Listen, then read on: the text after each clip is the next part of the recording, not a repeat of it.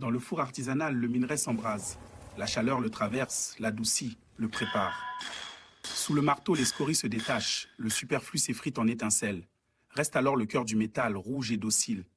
On le façonne sur l'enclume, coup après coup. Dans l'ombre chaude de l'atelier, le maître du feu actionne encore ses soufflets manuels. Fait de peau de chèvre cousue, le vieux cuir respire sous ses mains et alimente le foyer en terre battue. Autour de nous, les outils traditionnels racontent des siècles de savoir-faire. Enclume en pierre, marteau aux formes variées, lame acérée encore tiède. Voici comment naît une houe. On commence par le moule de sable. Le métal en fusion coule comme du soleil liquide et prend sa forme.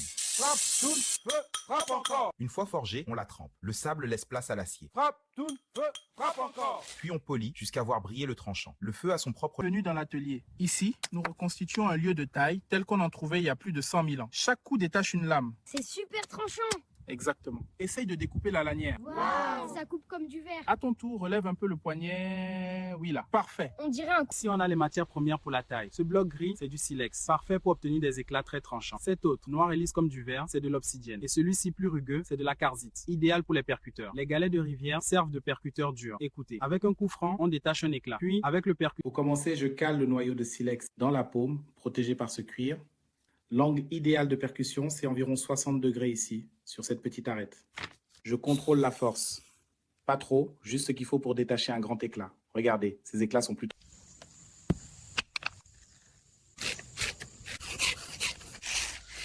Pour créer un biface, on commence par le dégrossissage au percuteur dur. Aujourd'hui, je vous montre comment les pierres seules peuvent allumer un feu.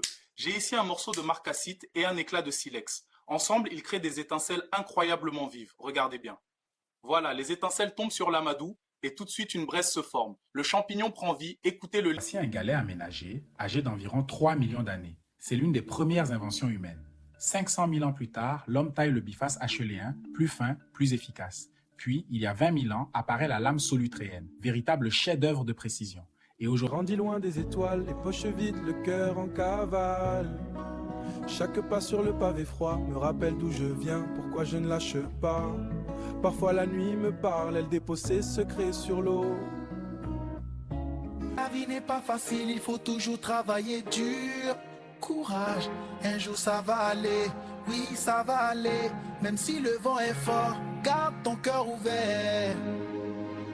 La vie n'est pas facile, il faut toujours... Pas la lumière qui se lève sur la ville endormie.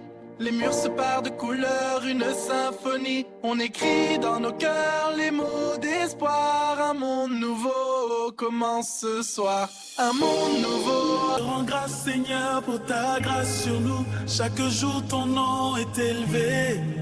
Merci Seigneur pour ton amour sans fin. Je rends grâce Père pour ta grâce sur nous. Tous les jours ton nom est élevé.